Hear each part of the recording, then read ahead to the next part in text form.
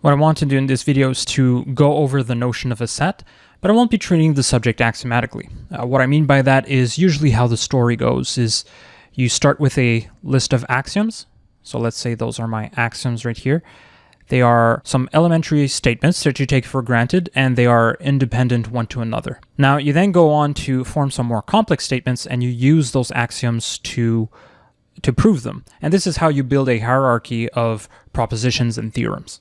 Now, I'm not going to go with this approach for set theory because usually it's not really worthwhile if your interests are to study branches like analysis, abstract algebra, probability, statistics, calculus, because axiomatic set theory is a serious investment in time. And, if your intentions are to study the branches that I just discussed, you're not missing out on that much. Okay, this is in fact the usual way that most students at the bachelor's level will encounter sets. So let's go over a definition. A set is a collection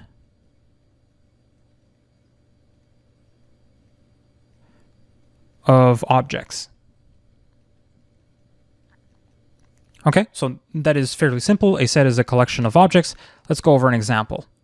Let's say this represents my collection. I can give it a name like S, and I can put my objects inside. So I can have the object 1, I can have 2, 3, I can have the number pi. Even sets are considered objects, so you can find them inside other sets. So let's say T right here. T is a set. Well, T can be an element or an object of a set. Now, we will need to impose some condition here that S is not equal to T. In fact, we could be a little more precise with that. We could say that S cannot be included in T, but we'll cover that in the video on subsets. Okay, so for now, you can just consider S is not allowed to be equal to T. Now, suppose you would want to make the statement that a certain object is part of a set. So let's say you want to say that 1 is an element of the set S. You can use this little notation here, so this symbol which reads as 1 is an element of S. And if you want to negate that expression, let's say 4 is not an element of S, you use that same symbol, but you negate it by using a diagonal line on top of it. Okay, so this right here is a Venn diagram. It is a Venn diagram with two ends.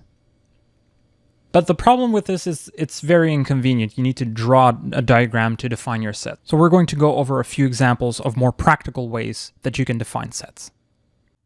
Okay, so let's say this was our first example. Let's go over a second one right here.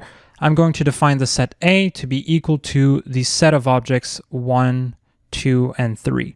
My collection here is represented by braces, and I put my objects inside. Now, one thing that's worth pointing out is that the multiplicity of objects doesn't matter, which means that no matter how many 3s I put in my set, it doesn't matter, they only count as 1. Okay, so the set on my right here only has 3 elements because the 3s here only count as 1. You can say that those two sets are equal, and you can say the same thing about the order of objects, 1, 3, and 2. The set 1, 3, and 2 is also equal to the two other sets. Now, this set right here is defined explicitly because I'm explicitly listing all of the objects inside.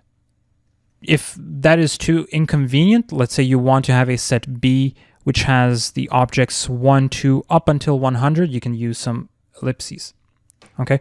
But now, please make sure that it is unambiguous what are the elements in that set. Because if I would define a set to be 1 up until 100, and I'm assuming that 5 is not an element of that set, well, that is very ambiguous. I can't really tell. So this is just an issue of clarity, but a very important one.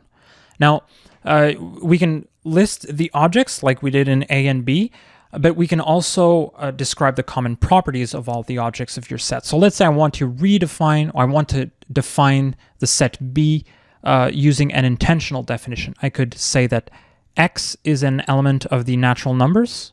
Okay, so if you don't know what the natural numbers are, it is a bold N. It's equal to the set of objects 0, 1, 2, and it goes on indefinitely. So the set of natural numbers is an infinite set because I have an infinite number of elements, and A and B are finite sets because I have a finite amount of elements.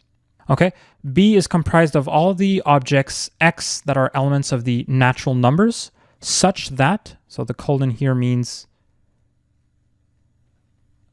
such that. You can also use the vertical line like that. X is an element of the natural numbers such that it is greater or equal to 1 and smaller or equal to 100. Okay, so this is just an alternative way of defining the set B. Now we have the natural numbers here, which is a set that you're going to want to remember. The natural numbers.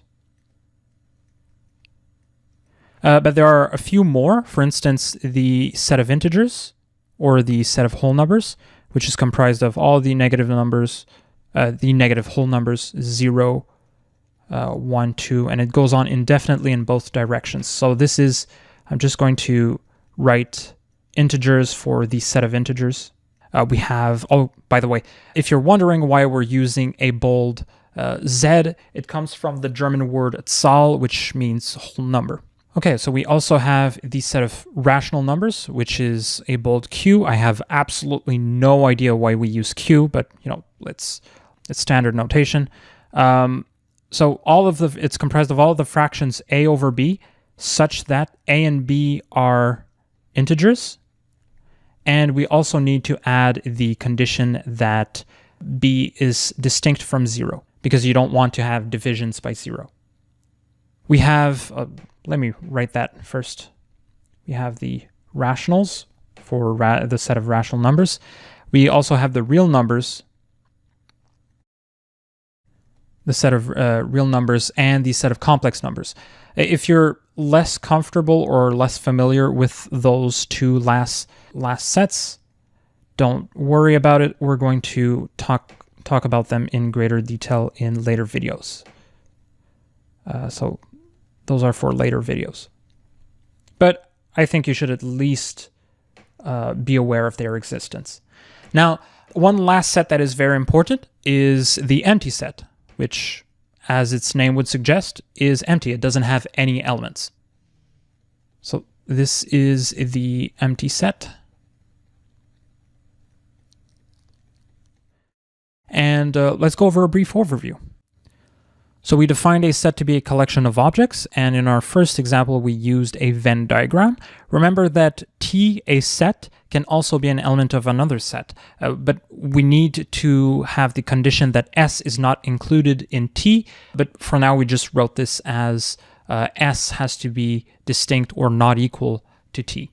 And we used this notation here to say that, to express that 1 is an element of S, it is a member of our set S. We also negated that expression by using a diagonal line. Now, for our other sets which have a more convenient notation, we have A that is defined explicitly, the multiplicity of objects and the order of objects doesn't matter. B, which is defined implicitly at first, and then intentionally, where we describe the common properties of our objects. We have a little notation here to express such that. And now for our sets that you're going to want to memorize those, the set of natural numbers, the set of integers, the rationals, the reals, and the complex numbers with an S. The last set, a very, very important one, is the empty set. It doesn't have any objects inside.